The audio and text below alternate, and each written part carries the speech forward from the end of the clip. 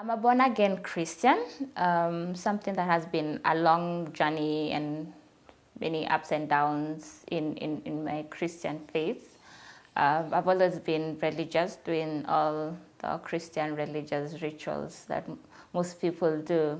Waking up on Sunday, getting your Sunday best on, going to church, singing the loudest, dancing the best, saying amen here and there, and you feel you're covered for the next week until next Sunday when you repeat the same thing.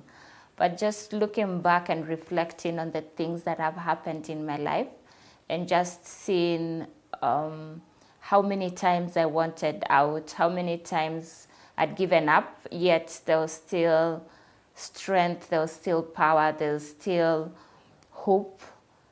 I don't believe that comes from within me. I believe there's something bigger and greater, and for me, that something is God. And I chose not just to know about Him from what the pastor stands up there and talks about every Sunday, but to have an intimate relationship with Him.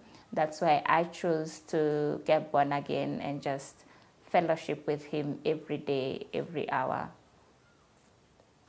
My faith, the role it plays in my daily life and in the work I do, is the fact that it inspires me and it directs me. I believe the work I'm doing, providing information and support for people living with epilepsy, is my calling. It's the thing I was placed to do here on earth. It's my purpose. And through my faith and through my conversations with God and just reading His Word, I'm able to know how to react, how to live with other people, how to accept what I went through, and how to turn that experience to a message that can help many other people. I don't see having epilepsy as a punishment, more like a blessing that is wrapped in out of the norm package. And I say this judging from the people that I've been able to support and give information to. My religious leaders, that's my pastors, all of them, have been very supportive. They don't look at me as someone who needs to be fasted for and prayed for and laid hands on over and over again. And they don't see the fact that I still get my seizures as evidence that I have weak faith. No, they don't see it at all. And people who have epilepsy, if you're religious, if you're born again, or whatever religious faith you believe in, you need to take it not as blind faith, but have wisdom. In Christianity, we say in God there is wisdom. So have an intimate relationship with Him, talk to Him, He talks back to us, and He guides us. So do not be one of those people who blindly follow someone because they say that is the man of God, but make that step forward to have an intimate relationship with Him so that you can be able to get answers and solutions to your own issues. Being a Christian or being a born-again Christian or having the Christian faith is not a transaction with terms and conditions that if I do this, God will do this for me. But it's an intimate relationship. It's knowing Him and Him knowing you. So there's no guideline of this is how you're supposed to pray at these hours. And it's not like medicine that you need to take 3 times a day at 2 pills per time. It's something that you develop, and you only develop if you're part of that relationship. So you read His Word, and according to how both of you converse, then you know what's the best time to do it.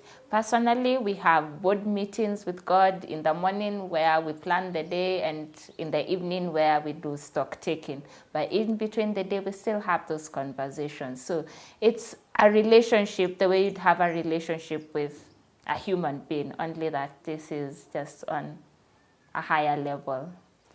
Have I questioned God? Yes, enough times. When I got sick the first time, I questioned him. When I was sexually assaulted, I questioned him. When I dropped out of uni, I questioned him, and the list can go on and on and on. But that was way back when my relationship with him was more of a religious ritual sort of thing, where I know what your word says, all you have to do is ask and I'll answer. But like everything in life, you need to invest in whatever energy that you believe in. And I had made no investment, so it was live my life the way I want. And then when I get to an obstacle, I look up. But he wants it to be a continuous thing, an intimate relationship, as I've kept on saying. And you having epilepsy does not make you less in his eyes. He loves you the way you are. All you have to do is just have a true relationship with him. The story in the Bible that I would quickly point out that makes people living with epilepsy feel worthy and have a right to be on this earth is the story of Lazarus, who was a friend to Jesus, and he died and he was in the tomb for 3 days. Now, everybody around him was mourning. His sisters were very sad, and they were even more sad because he was a friend to Jesus, and Jesus did not come in time.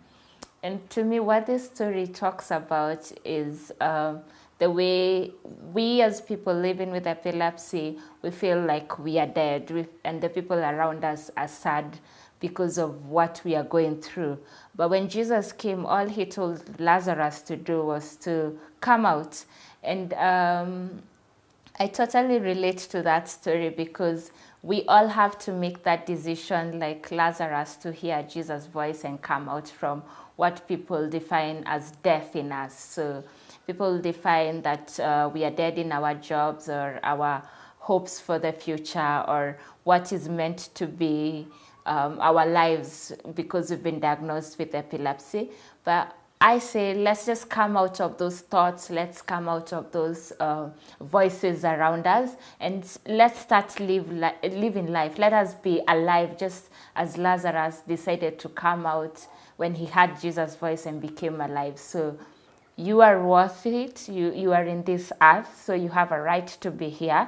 So come out from all those voices and all those dead things in your lives and live your life the way you're meant to.